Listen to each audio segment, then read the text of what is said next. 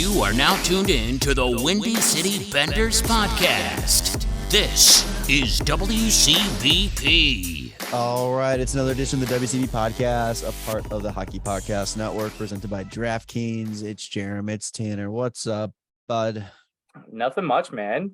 Just enjoying some playoff hockey still.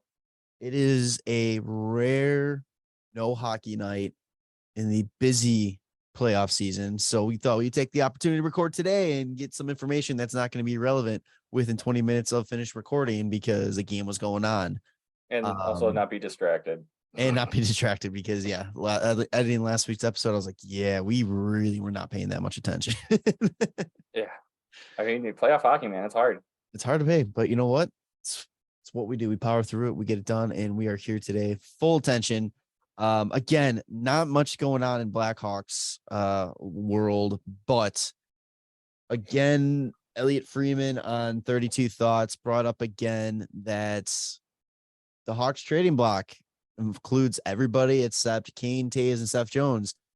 And it was interesting too, because it was kind of worded that the only reason they're not being brought up is because of their no movement clauses. Right. So that's kind of funny. Like literally, I think everybody's on sale over the Blackhawks. And again, that mensch brings up the whole DeBrincat to New Jersey talk again. And man, I don't know how many times we can hit this that I don't like it. I don't like that idea. Well, they're not. I forgot who it was already because it was something that was released on like the NHL app, but it was just like a questions and answers kind of thing. Yeah, like a mailbag. Yeah. Okay. Yeah. I guess that's what you said already. I don't even know where it's at anymore. But they were mentioning that like New Jersey moving to second for like a handful of players, and DeBrincat was a part of it. And then he was saying that he doesn't think that DeBrincat's at the level of like some of the other guys. I think it was like Pasternak, Quinn Hughes, and then one more. I can't remember who it was, but he was like, "Oh, I think the Hawks would have to add." I was like, "I don't think so. Yeah, I don't think the Hawks would want to fucking do that at all. Are you kidding?" And that's where I'm sitting here. Like, if they're gonna make a deal for DeBrincat, now I don't want to trade DeBrincat. I want him to be a part of this team. I think he's the guy you rebuild around. Oh yeah, and I know it's going to be kind of like a Hagel situation where it's like if they get blown away, then you got. That's the whole thing. That's what they're saying. Like they're gonna listen to offers on all the guys that don't have no movement clauses, but it doesn't mean they're gonna entertain them that much. If they are going to look to move DeBrincat, someone else in New Jersey, because I'm sorry, like they don't have.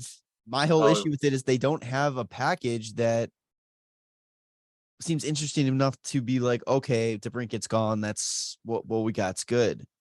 Right. I don't see New Jersey putting together a package that makes sense for us. And then they're saying this expert or whoever that was saying that the Hawks need to make more to trade DeBrincat to get that second overall pick. It was Dan Rosen. Okay, Dan. Yeah, no, that's horseshit. And here, the thing is, too, here's the players that were mentioned. David Pasternak, Willie Nylander, and Quinn Hughes. And then he said that Kevin Fiala and Alex DeBrincat are like a step below them. And those teams, if they made it, tried to go after the second overall, they would need to add. It's like, I don't think Alex DeBrincat's worse than fucking any of those guys. No. Pasta, I can see Pasta. Yeah.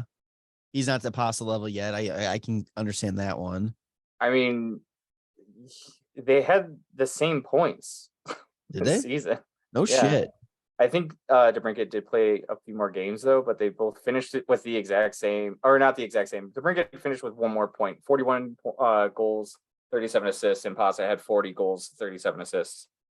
But he played 10 fewer games. But the thing too is like Pasta has been thriving with Marchand and Bergeron. Like they've been killing it. And like, I guess you can say like DeBrincat's been thriving with like Kane, but there isn't like that third element to that line.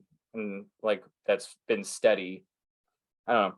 They're pretty similar. I just don't think that like, you can be like, oh yeah, Pasternak's like way better than DeBrincat. Like you'd have to add, I think like that would be, you could get like a similar package for each of them. Plus DeBrincat's fucking younger and he's an RFA.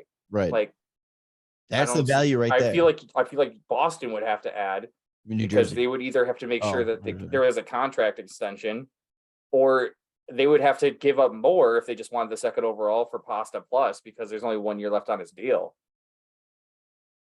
Oh, he's So not even fuck UFA that guy. this year? No, it's next It's year. next year. Oh, wow. The way they're talking about him, I thought he was up this year. Yeah, that's one of the things. I mean, we'll get into that afterwards. Okay. I want to talk about like the Bruins and what they're doing. Yeah, for sure. But yeah, just it's like going back with this whole thing. It's like, dude, you got to keep in mind, like people are like, oh, we'll just trade for future first round picks, like the Tampa thing. It's like, well, no, because realistically, a team that may be like struggling now, that's gonna be willing to take out, take DeBrincat, trying to get that. Yeah, they're gonna get better. They're gonna be turning the corner if that's the deal they're kind of trying to make. So like those picks are gonna end up being late first rounders anyway, probably. So not only do you lose DeBrincat, you get not great draft position with whatever picks you get from him. Yeah, they're not. I don't think we're going to be making a deal like what we did with Seth Jones, where we're going to end up getting like a top 10 pick out of it for a future. Like that's not gonna. I don't think that's. No. I don't think any GM's going to be as dumb as Bowman was, and be like, "Oh, this fixes our team. Like we'll just make sure it's top 2 protected, and then give up a fucking 6th overall." Whatever GM Kyle Davidson needs to be like, okay, we'll take this first round pick, and it's only top 1 protected. Otherwise, we get it, and then our fucking luck could be top 1. Top 1, first overall. The first one, top 1. The top one, the very top. Dibs on that one. Yeah, but again, that's insane part of this year right now. It's because we're still on the cusp. Playoffs are still going on, so not much is actually happening for the Hawks situation. So it's like all we have to do is listen to these rumors and speculation and hearing people that kind of really don't have room to talk, like, any basis to talk about, like, oh, well, the Hawks are going to have to do this. The Hawks are going to have to do that. We have to sit there and listen to this shit for another like 3 weeks. Yeah. July 7th or July 6th or July 7th is the draft. I'm sure. And then you're gonna end up hearing about like, oh, things are heating up between these teams, and it's just like, okay, like that doesn't matter. You're just trying to like get people riled up and stuff. I saw a shitty rumor, like somebody trying to say that the Hawks in Toronto are working on a trade, and it's around Dylan Strome. Don't know the basis on that, or how that would work. Strome from Mrazek in a first 1-1. No, Mrazek in a first. 1-1. Just doesn't help them out at all. Doesn't even help them out at all. They save what, $200,000? No, he doesn't have. He's on RFA right now. He doesn't have a deal. Right. But yeah, it's good. That's true. I don't know. See, I don't understand where some of these rumors come from, and the basis and all that. Like, clickbait shit sucks. Don't listen to it. As I'm gonna probably make a clip out of this and make a clickbait, and so people will click it. But yeah. But yeah, there's not really any Hawks talk besides that. Right? No, Eric Nestorenko passed away. Oh, that's right. He was on the 1961 Stanley Cup team. Played, what is it? Let's see, over 1,000 games as a Hawk. As a Hawk? Yeah, as a Hawk. He had a 21-year career with 1,219 games. He played 1,013 as a Blackhawk. Holy shit. Which is crazy to me because I feel like the scoring was probably high then, but he had less than 500 points. He had 495. Was he a board? Yeah.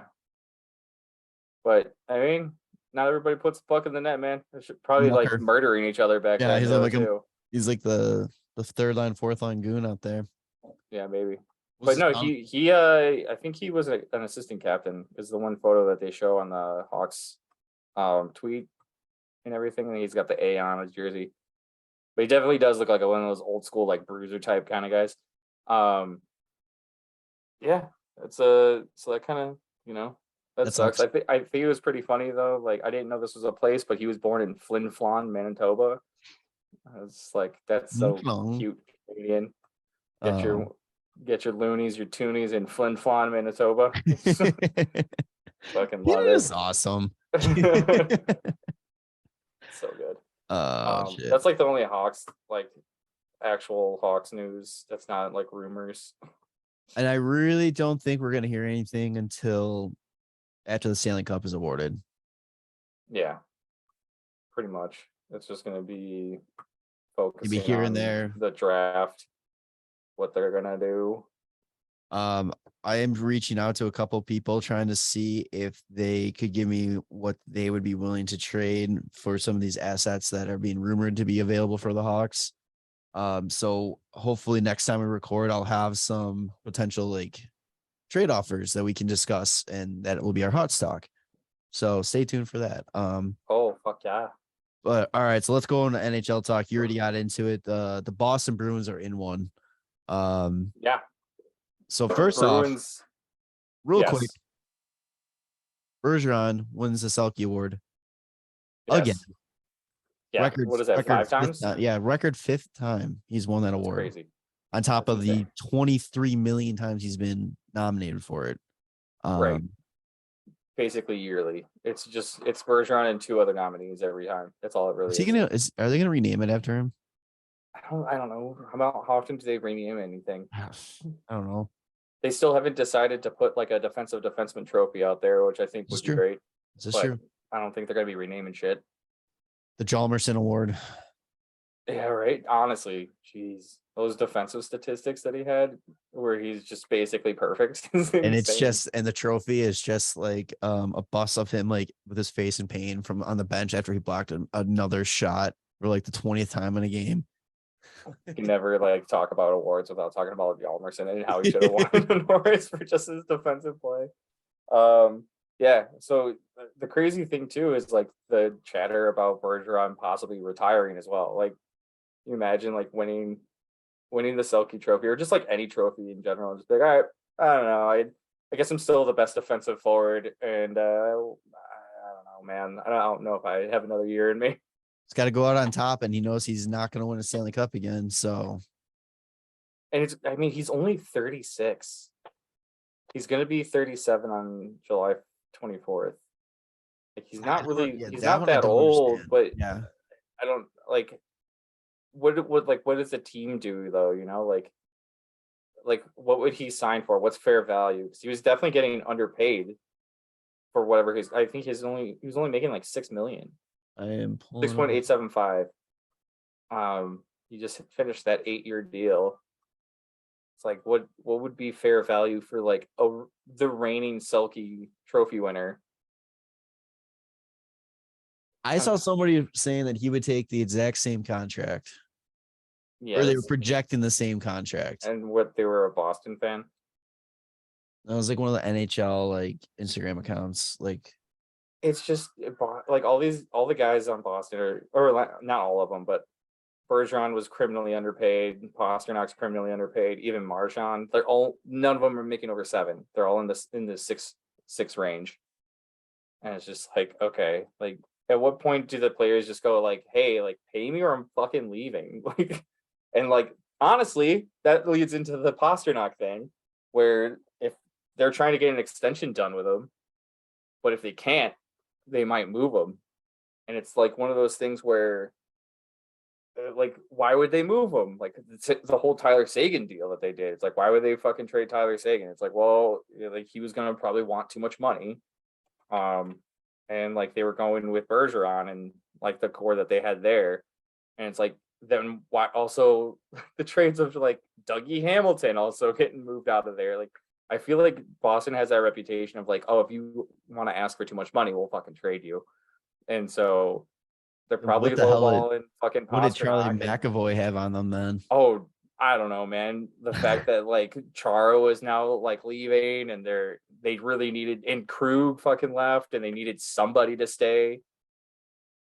They only have just over $2.3 million of projected cap space. Yeah, because his 9.5 deal kicks in this upcoming season. So right. He was only making 4.9. Like, I'm sure Pasternak would probably want closer to that Charlie McAvoy deal, like a $9.5, $10 million. Like, I don't know if Boston's going to be willing to do that. Like, they don't do that. They're paying Allmark $5 million. Yeah. Yeah, that's what they signed him for. And then they also extended Hampus Lindholm. So, like, the crazy thing is all the talk about, like, them possibly moving Pasternak and, like, doing, like, a retool when they just signed Charlie McAvoy to a massive contract. And they signed a Hampus Lindholm long term too, and then they have Brandon Carlo at like 5 more years at $4 million.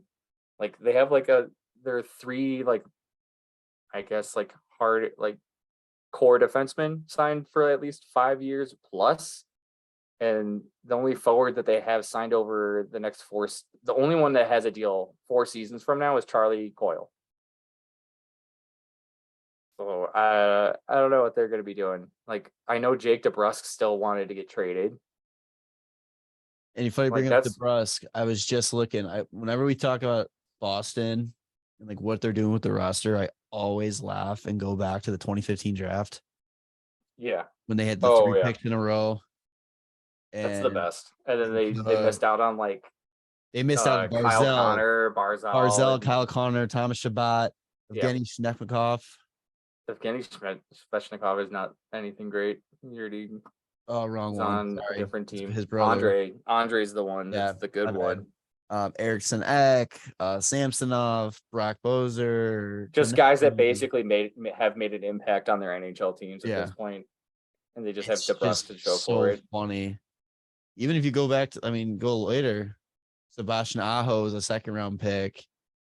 Mm-hmm. Christian Fisher. That's always makes you feel good inside. It's so funny seeing that because the Hawks have had so many years like that. Yeah. Jack Skilly draft. Yeah. So so I don't know what they're gonna do. I don't know, but like Bruce Cassidy being available with already like so many coaches available this offseason, I honestly I don't know how the Hawks wouldn't take a rung at somebody that has more of a pedigree. No? Yeah, they have to. It's available. Like, they're all looking for jobs. There's plenty of positions of there's plenty of guys to fill the role. Like, I don't know. Like, what was their reasoning for firing Bruce Cassidy? I don't know. They fucking wanted a new look. Maybe they've been to the playoffs every year that he's been coaching there. They made it to the Stanley Cup final while he was there, but I don't know. Blame Tuukka. Who cares? I have no idea. I'm trying to pull up his stats really quick as a coach. Not his Blackhawk stats. No, he's a former Blackhawk who played all the 36 games as a coach in Boston. Sorry, he coached 399 games and it had a record of 245 wins, 108 losses, and then 46 OT losses. In the playoffs, he had 73 games. 36 and 36 and 37. I mean, the East has also been pretty stacked. It's kind of hard to be like, oh man, like you should have done so much better when you made it to the Cup final one of those years, and then at least second round most loss, of them. Second round loss, Stanley Cup final loss, second round, first round. I just that the division they're in is like insane too. Yeah. You got Toronto, you got Tampa, you got Florida. So like this year, even them finishing 4th in that division was like a miracle. And especially too, what's 2 years removed. 2 years ago, they were finished 1st in that division too. So it's.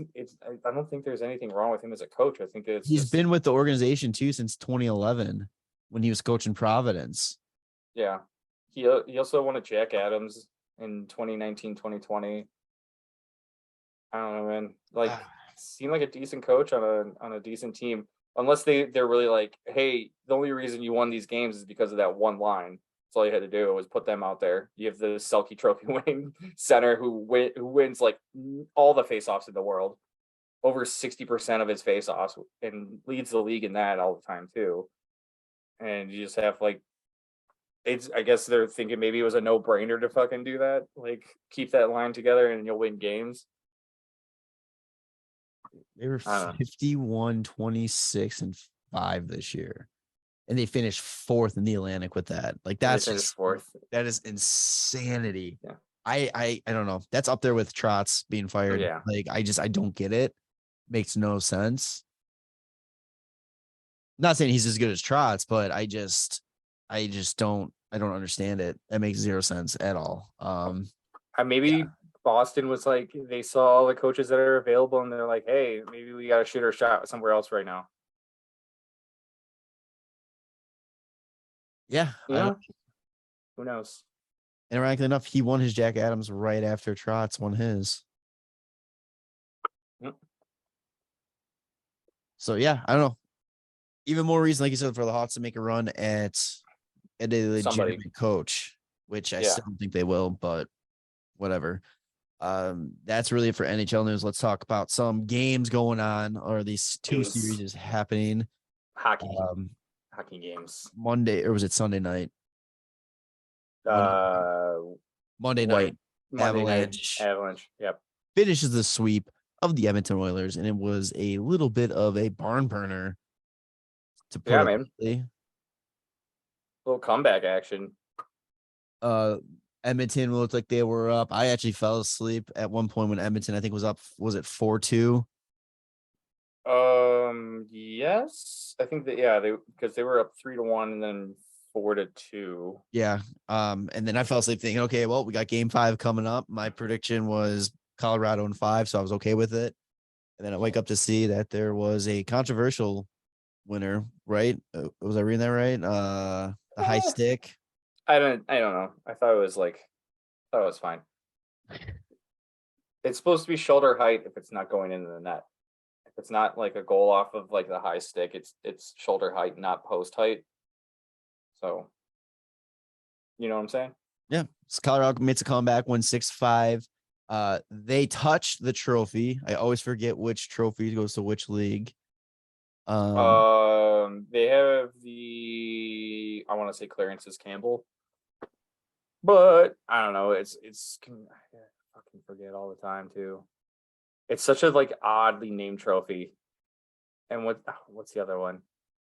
Clarence Campbell. Like Clarence S. Campbell. Yeah. And then what's the other one though? Prince of Wales. Yeah, it's just like such a weird fucking name of a trophy. So they touch it, and there's actually a really funny video. I think Bar Down did it, and it was somebody lip reading all the guys like waiting, like, "Are you gonna touch it? You gonna touch it? Is he gonna touch it? I don't know about that." And then Joe Sakic comes down and like, "Yeah, go touch the damn thing." He's like, fucking touch it. Because Sakic that's like touched coolest. it when they won. I'm sorry, that still to me is one of the coolest traditions in sports, is whether the players will or will not touch the conference finals. Yeah, it's such a weird little thing. It's such a superstitious little item. So some interesting stuff about this is, Colorado's just a juggernaut. Yeah. 12-2 this playoffs. Yeah, I was about to say they had a pretty quick trip to the fucking final. Swept Nashville. Yep. Lost 2 to Dallas. Nope. Was it? No, they lost 2 to St. Louis. Oh no, they played St. Louis. Yeah. Fuck, I mean my series mixed up. Yeah. 2 to St. Louis, which that was a sweep too, because fuck St. Louis. Sweeps Edmonton. And besides that last game, I just felt like it wasn't even close. I mean, the first game was almost a weird one that was way too close, or much closer than it should have been. An 8-6 game. Yeah, you're right. 4-0, 4-2, 6-5. But the 6-5 comeback was pretty sweet. It's just like I knew they were. I just had a feeling that Edmonton's gonna lose because you're starting Mike Smith. Hockey fans, the pursuit of the Stanley Cup is on, and DraftKings Sportsbook, an official sports betting partner of the NHL, has an unbelievable offer for the most exciting playoffs in sports. New customers can bet just $5 on any team to win and get $100 in free bets, no matter what, win or lose. Looking to turn a small bet into a big heyday during playoffs? With DraftKings same game parlays, you can do just that. Create your own parlay by combining multiple bets like which team will win, how many goals will be scored, and more. It's your shot at an even bigger payout. DraftKings is safe, secure, and reliable. And best of all, you can deposit and withdraw your cash whenever you want. Download the DraftKings Sportsbook app now. Use promo code THPN. Bet $5 on any NHL team to win. Get $100 in free bets no matter what. That's code THPN at DraftKings Sportsbook, official sports betting partner of the NHL. Minimum age eligibility to apply. Please see show notes for details. This team isn't Calgary and this team isn't LA. This team is well built. And even without having Cadre or like Sam Girard out there, who has been out since the St. Louis series, the team still does really well. And man, Cale Makar is just insane. Colorado is one of the most complete teams in this league. Yeah. There's a reason why they're the top team in the Western Conference, for a reason, because they are just their only main issue is their goaltending. Yeah. And it doesn't matter who's in net when you got the team that you have in front of them. Yeah. I mean, they can bail you out. That's the thing though, too. Like if it was Kemper or if it was Francouz, either way, like that goalie is better than Mike Smith. And that's all they had to do was just be better than Mike Smith. Be one save better. Yeah. And I mean, going into the finals, like it's going to be tough because you either get Shesterkin or you get Vasilevsky. And like you're going to have to be really fucking on because, I mean, you're probably not going to win a game 8-6 or 6-5 in a comeback in OT. Like you're going to need to make those fucking stops, man. We'll get to the Eastern Conference in a second, but with that being said, I think if you're Colorado, you are pulling for New York because, again, in that situation, I mean, Igor is still insane, but I think that Colorado has the huge advantage on the Rangers. Edmonton had McDavid, New York has Igor, and I feel like they have the little other pieces there kind of thing, but it's not a complete package like where Tampa would be a complete package compared to New York. I don't know. I kind of disagree. New York's playing as a complete package right now. I mean, they've been getting a little bit of it handed to them while in Tampa, but I mean, it makes sense. Like the home team, I believe in the Eastern Conference has won a majority of their fucking games. Well, I mean, look at the entire New York Carolina series up until it would be so crazy too if the Rangers and Tampa go 7, because you get the team that has basically the shortest route to the finals facing off against the team that went 7-7-7. Like that would be crazy. Yeah, didn't even think about that. Oh, we'll talk about that one in a second. You were talking about Makar being so good, and there's a nice little stat out there. There have been 4 instances of defensemen recording 9 points in a 4-game sweep in Stanley Cup playoff history. Cale Makar has 2 of them. Yeah. This playoff. That is ridiculous. Yeah, he's pretty goddamn good. I was listening to Sirius XM, the NHL network on there or whatever. I don't know what it's called. I forgot. It was just in the morning yesterday, so I was like kind of like barely paying attention driving to work. But they had a question that was posed that was like, if you were to do a fantasy redraft of the entire league, like where do you take Cale Makar? And I was about to ask you a similar question. Yeah. But and it was like, yeah, I think, man, like you still go Connor McDavid 1, but you go Makar probably 2. I was like, damn, that probably makes the most fucking sense. And that was in a group text I have with some other friends. They were saying, who would you take, Makar or McDavid? And I'm like, I think it's McDavid. Yeah. No question. But the fact that it's like, I'm like typing like McDavid, and then I'm stopping and thinking. The fact that Makar can make you think about, okay, yeah, right. Maybe it is him over McDavid is insane. Yeah. It's oh God. He gets the points that he does as a defenseman, which is just so good though. So good. I can't imagine what it would be like if he was a forward. But yeah. The other thing about this game was Arturi Lehkonen. He ended it in OT, and he's like the first player since like 1983 or something like that to score both game-winning goals back to back in the conference finals, because he did it last year for Montreal. Yeah. And then the other funny thing is this is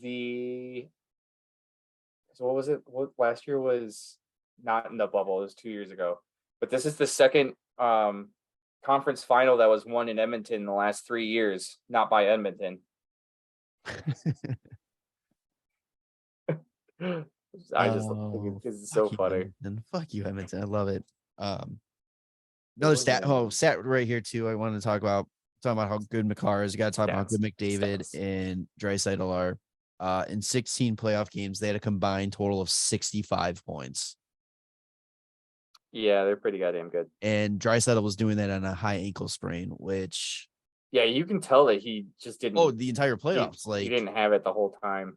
Every time he gets off the ice, they put a cameraman on the bench, and his like head's down, like he's like looks like he's in so much pain. Like if they would have somehow won this series, I don't know how he would have done another series. Like it's insane. Like and also finding out that Darnell Nurse was playing with like a ruptured ACL or something like that. No, it was like a torn hip flexor. Oh, is that what it was for all 3 rounds? All 3 rounds. Like, I mean, the injuries that these guys go through is ridiculous. Like that's honestly one of my favorite parts. Is crazy. Yeah, like my favorite parts of once the season's over, like the Stanley Cup's award, they hear all the guys, all the injuries and stuff. Like Bergeron, back to Bergeron, playing with a punctured lung. Yeah. Back in 2013. Yeah. It's fucking nuts. I love it. Oh, the other thing too that's kind of, we're just talking on the injury front, was like the Cadre injury where he had surgery on his thumb and he's still not ruled out for the rest of the playoffs. And like, they're like, we're not going to say he's done for the rest of the playoffs because like, I don't know, man, like there's a chance. Like, are you serious? Like, and this is huge for him too. Like having the series be done that fast. And then I believe there's something that it's not going to, the cup final is not going to start till June 18th. Yeah. They're waiting until the NBA finals are done for sure. So you got a lot of time for Kadri to rest up. Yeah. And I don't think we talked about it since the injury, the whole suspension, the 1-game suspension from Kane. I think that happened after we recorded last. It did. Only 1 game, kind of. Yeah. Kind of like didn't want to handicap Edmonton too much, it seemed like. Well, I mean, that was a dirty hit. Like that was dangerous. Well, even the explanation for the hit where he said he knows that he likes to do the reverse hit, so he just wanted to get on him before that happened. It's like, okay, but you still you still don't do that. You don't make that play. Like you can do things to absorb the hit that aren't fucking shove him like in the back 4 feet off of the boards or whatever it is. He's lucky, man. He's really lucky that it was only a thumb injury. Yeah, I don't understand how it was only a game, but here we are. He's no longer playing anyway. So Vander's. I think it was really funny. What was it? It's really nice of Edmonton to drop that game so that the Colorado Avalanche didn't have to shake Evander Kane's hand at the end. Oh, I love it. Yeah, and then there's a whole shitty thing about that too. Is that former NHL ref Tim Peel. Yeah, who was what he's famous for is being caught on the hot mic saying how he wanted to give Nashville a penalty early on. As soon as Kadri goes down and it goes out, he instantly tweets out karma. And because he was a big thing with he was saying that Kadri was at fault for the Bennington situation and all that. Yeah, make a clean save, you've been fine. Yeah. So that's really it that I have from the Colorado Edmonton series. Colorado 4 games, moving on. Got lots of rest. Clean her up nice and quick. I wonder if the other series goes 7, I don't know how. Actually, I just had the date. If it goes 7, it finishes on the 14th of June. Maybe.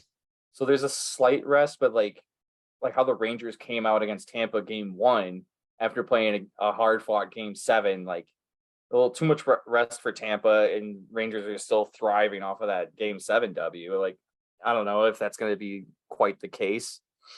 But well, here's the thing too. Now, here's why I am cheering for game 7 in this series is that the Madison Square Garden has been double booked. Yeah. Well, no. No. What day would it be?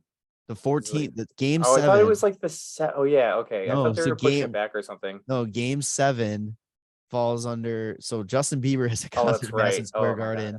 the same day that Game 7 would be scheduled to take place at the Madison Square Garden. I fucking want that to happen now because I want to see what chaos happens. Like, you can't push the concert back because they technically had dibs, but it's also the Rangers' home rink. Yeah. I don't know. I like Bettman's shinny hockey at his mansion in Scottsdale. I like that idea. Scottsdale. Yeah, no fans, no returns. It's part of the guarantee for the new stadium in Arizona. The Stanley Cup or Eastern Conference Final Game 7 is played in the state. It's pretty sweet though, you know. But so yeah, the only reason this is even a conversation after going down 2-0 in the series, Tampa Bay gets some home cooking, comes back, ties the series up, and I really think that New York kind of woke up a beast in Tampa. I know what you're saying about the whole home team advantage basically throughout the whole Eastern Conference playoffs. Has a thing, but here's also another funny little stat I saw on Hockey Reddit. After the New York Rangers fans started chanting Igor's better, Vasilevsky's save percentage went from 85.5% to 95.3. Oh, you did it to yourself. You fucking did it to yourself. That's all I gotta say. You woke up the beast. Yeah, man. Well, I think, I mean, these games have been so enjoyable to watch too because like the teams are fighting so fucking hard. And they're pretty evenly matched, I'd say, which is crazy because I always thought that the Rangers would be too young to be this good this quick. I just remember this one other thing too, but I'll get to that later. Okay. The thing about watching the broadcast too that's been driving me crazy is like, what is it, Ray Ferraro? He's been doing it for like ESPN. I think so, yeah. Every single time the like kid line is up on the ice for the Rangers, he makes some stupid remark. And before I was like, God, I can't fucking stand this now because he's like, oh, the kid line's going off and changing, probably going to take a quick nap. I was just like, what? Oh, so he's just trying. It's like dad jokes. Kids, yeah. It's gonna be like a dad. And then joke. he goes, oh, the kid line's jumping off the ice, probably got to grab a snack. And I was like, shut up, just shut up. Like it's so stupid. That is just fucking ridiculous. And then I had sent you guys the text about Corey Perry, and if Tampa Bay and Corey Perry lose to the Rangers, there's a lot of people that are saying, oh, like Corey Perry over the last 2 seasons, one with Dallas and one with Montreal, both meeting Tampa in the finals, he was having a hard time winning the cup against Tampa.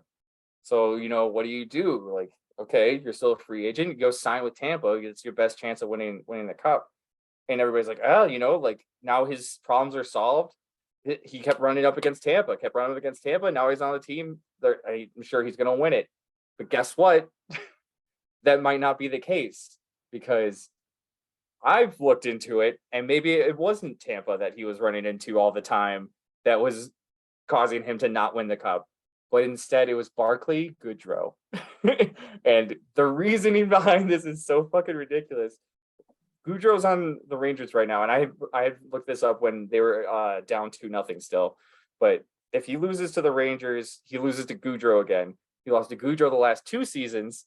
And then the last time that Corey Perry was in the playoffs with Anaheim, which was in 17-18, they ended up losing to the San Jose Sharks, who had Barclay Goodrow on the team. So he didn't play during that series. And I just think it's absolutely hilarious that every year that Goodrow has been in the playoffs, if he's faced Corey Perry or he's just been on the team that faces Corey Perry, his team wins. And I think that's the recipe to beating Tampa, is having Corey Perry on Tampa and Barclay Goodrow on your own fucking team, because he's the anti-Perry, and it's fucking hilarious. Yeah, that's such a stretch, and I fucking love it. Isn't it great? It's such a awesome. Stupid little take. The other thing that I think is crazy that I really hope the Hawks could do, but they are far from doing it at this point. The good thing, or what's also helped the Rangers turn around so quick, is not only they're getting lucky in the draft with their first and second round, or their first overall pick with Lafreniere and their second overall pick with Kakko, is that they've actually had previous picks before those years that have struck in the first round. And that goes with Philip Hedl, who's having a great year or just a great playoffs on that kid line. And then also Keandre Miller. Dude, when I'm watching those games, Keandre Miller's he's fucking good. He's a stud. So they literally go in 2017, they drafted Hedl in the first round. 2018, they got Miller in the first round. 2019, they got Kako. And then 2020, they got Lafreniere.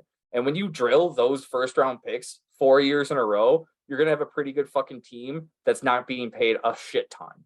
And that really helps like your playoff chances and helps you spread the wealth around a little bit more to those guys that you're going to bring in, like Barclay Goodrow, or I mean, just even signing Shesterkin and then being able to give Adam Fox that deal. Like it's all so helpful when you actually draft really well, which the Hawks haven't done. It must be nice having first round picks and not just drafting fucking defensemen that are just gonna sit in a log jam for millions of years.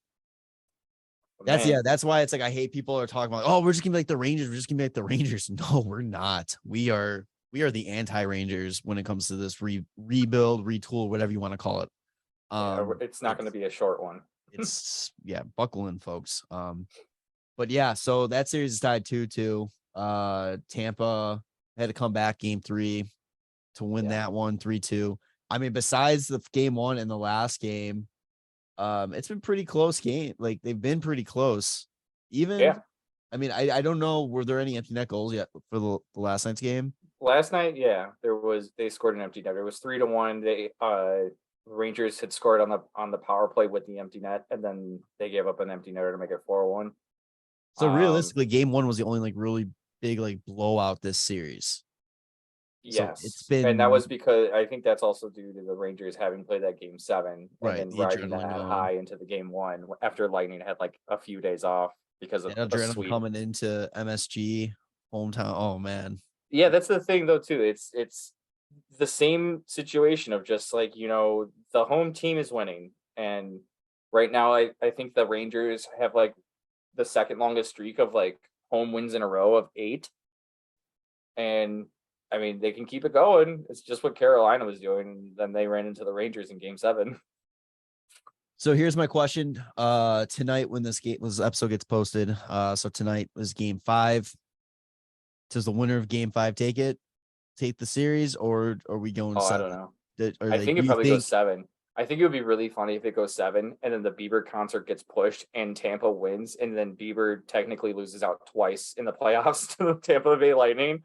I think that'd be hilarious. Also still think that like Tampa and Colorado would be the best matchup. I still think so too. I think New York is going to be fun to watch, but I think also there's a possibility Braden Point comes back at some point in this series. Yeah, he's not being ruled out. That's huge. Game 5, he's not being ruled out for. So, and I don't know. Ryan Strome didn't play last game either because he got hurt, I believe, blocking a shot.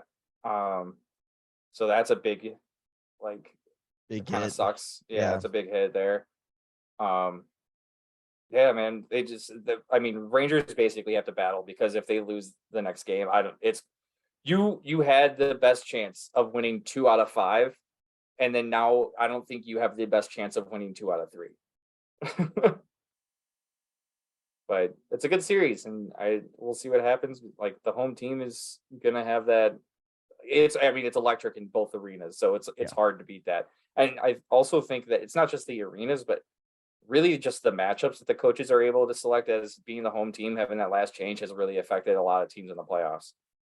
It's amazing what 2 good coaches are capable of doing. Like you're literally seeing like the coaches have an impact on the game with like, matchups and, the strategy that they're putting in this, like Gallant and was it Cooper are just, they're just great. They're awesome. And it just, again, when people kind of talk, tying this back to the Blackhawks, people talking about like, oh, well, just throw in Derek King or something like that. It's like, yeah, that's all fine and good if you want to lose. But if you really want to take this rebuild seriously, getting a guy like this in sooner than later is the play because it takes time to put this in. And especially when this team's going to be growing and developing, you kind of want that guy putting his fingerprint on this instantly, sooner than later. So, you're just kind of seeing what the Hawks need to be doing. Yeah. Hopefully they can emulate something. Yeah. So, and probably going to start next year when we actually have a first round draft pick. oh God. We'll see what happens. And if we have a first round this year, I'm very scared to see how we got it. So we'll see. Right. What are we giving up? Please. But yeah, I mean, that's all I got for today. You got anything else? It was kind of a quick episode. There's not much going on besides the playoffs right now. Have you been, so speaking of like just in other sports in general, have you been following anything that's going on in golf right now with this new league? I've heard minimal things about it. So basically this new league is coming up and they're starting to take all the guys from all these like top guys from PGA. Isn't it in like Saudi Arabia? It's Saudi funded. Okay. But there's the first like round or match is this weekend. It's in London, and then there's like 6 in Illinois, or not Illinois. There's one in Illinois, but there's like 6 weird. in the United States. But it kind of made me think too back when the KHL first kind of like really formed and started going, and people were like worried, like, oh man, or not worried, like, oh man, that's hockey kind of thing. They're gonna start losing all the pros and all that. Yeah. What a fucking flop that was. Yeah, I mean, it's gonna be really hard to beat like the number 1 league for that sport, the PGA Tour. I heard that they're paying some of those golfers like hundreds of millions of dollars. So Phil Mickelson got $200 million just to jump ship. Dustin Johnson, Gretzky's son-in-law, $125 million to jump ship. Bryson DeChambeau was rumored originally was offered like in the 300 million. So I don't know what he is eventually agreed to because he now just jumped ship today. They offered Tiger Woods high 9-figure contract to come over play for them, and he said no. But like, holy shit. I mean, nah. It's interesting. It's really interesting. I don't know. I know you're not like much of a golf guy, but no. Been following this and seeing like the drama. It's like it's for some reason like people talk about how like make fun of people watching reality TV and all this kind of stuff because all that, and it's like when you break it down, that's what sports are. Yeah, but they're not like scripted. No, but it's just they're not like edited. Guys in a way. Watching sports is like it's like guys talking shit to like girlfriends' wives for watching like this crappy reality TV, and it's like then guys are like, oh my God, did you see what this player said about this league? So he can go over there and play for this. It's like, it's so funny. But getting extremely invested in a team that it's like, all right, if they win or lose, like you had no impact on that. So exactly. stop taking it so fucking hard. Yeah. Wow. Fucking Blackhawk. Yeah, I know, right? God damn it. All right. So this is episode 180. I just looked it up. I wasn't sure where we're at anymore. Yeah, so 180. What do you want to call it? Gotta do 180. No, fuck, man, it's really hard when there's like no Hawks talk to like. I know that what you just said kind of makes sense though. Yeah, the Hawks got to do a 180. Don't trade DeBrincat. I don't know. Don't trade. Okay, we'll do that. Please don't. Please don't. Just please don't. Fuck. How about don't trade Brinsky. ... Please. Or how about no more Brinksy rumors or something like that. All right. I'll work on it. We'll figure out. Yeah, you fucking figure it out for once.